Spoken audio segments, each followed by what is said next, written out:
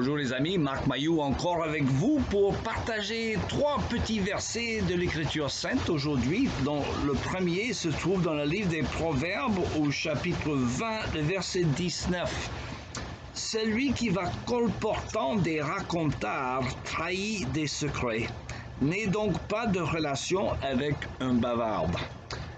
Deuxième passage qui concerne également la parole dans l'Évangile selon Matthieu au chapitre 12, verset 35. L'homme qui est bon tire de bonnes choses du bon trésor qui est en lui, mais l'homme qui est mauvais tire de mauvaises choses du mauvais trésor qui est en lui. Or, je vous le déclare, au jour du jugement, les hommes rendront compte de toute parole sans fondement qu'ils auront prononcée. Et en effet, c'est en fonction de tes paroles que tu seras déclaré juste ou que tu seras condamné.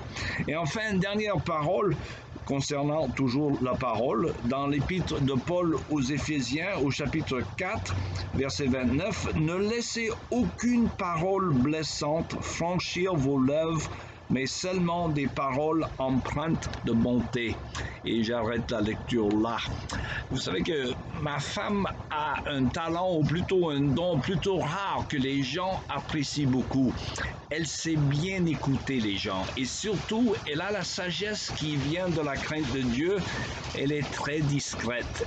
Et le résultat, c'est qu'il y a beaucoup de gens qui se confient en elle. Hein. C'est inouï, là, mais tout le monde se confie en elle. Ils savent qu'elle ne répète jamais ce qu'on lui dit, en confiance. Et en conséquence, elle passe énormément de temps à écouter les gens au téléphone ou surtout à la gym où elle se rend le matin pour ses exercices. Et en fait, je peux deviner en fonction de la transpiration, ou plutôt la manque de transpiration sur sa peau quand elle rentre de ses séances d'exercice, combien de temps elle a passé dans la consultation plutôt qu'à faire de l'exercice. Et ça la rend un peu frustrée parfois de ne pas pouvoir aller à la gym sans avoir à écouter les problèmes de nombreux gens qui se confient en elle, mais en fait, elle prend ça comme sa vocation que écouter les gens pour les orienter, si possible, vers le grand conseiller qui est Dieu lui-même et qui désire que chacun de ses enfants ait une relation approfondie avec lui. Alors, souvent, ma femme exhorte d'autres femmes qui ont soit un problème avec leur mari ou avec un enfant ou avec un collègue de travail de chercher quelqu'un de leur église quand il s'agit d'un chrétien, hein, quelqu'un de confiance avec lequel on peut partager ce fardeau et prier ensemble à ce sujet. C'est une des applications pratiques de la Bible quand elle nous exhorte plutôt à partager les fardeaux les uns des autres, hein, Galates 6, verset 2. Mais malheureusement, même les chrétiens et des chrétiennes n'ont pas toujours quelqu'un de confiance dans leur église, hélas. Et pire encore était la réaction de plusieurs femmes qui ont répondu à cette exhortation de ma femme en disant « Ah, je ne pouvais jamais me confier à quelqu'un de l'église car je serais mal jugée. » Aïe, je dis cela à la grande honte de la communauté chrétienne dont je fais partie. Hein. Ici, je m'adresse uniquement aux auditeurs chrétiens. Frères et sœurs en Christ, écoutez-moi, nous sommes appelés à nous aimer les uns les autres. C'est la marque même de l'Église, l'amour fraternel. Jésus a dit, le monde saura que vous êtes mes disciples par l'amour que vous avez les uns pour les autres.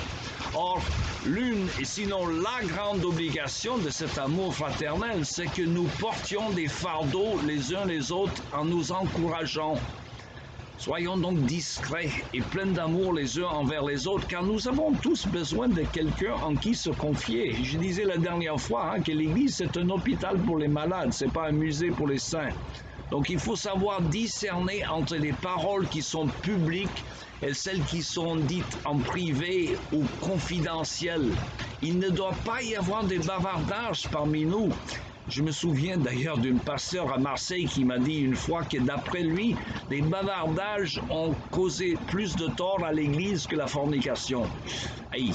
Alors si nous voulons que l'Évangile influence le monde païen autour de nous, les païens doivent voir que nous, les chrétiens, nous sommes pleins d'amour les uns pour les autres et que nous ne colportons pas les confidences d'un frère ou d'une sœur qui lutte avec un problème. En agissant ainsi, cela encouragera les chrétiens à se confier plus facilement les uns aux autres. Et ça aidera l'Église. Et en fait, ça pourrait même libérer ma femme pour faire ses exercices matinaux. Il me reste qu'à vous souhaiter une bonne journée et à la prochaine.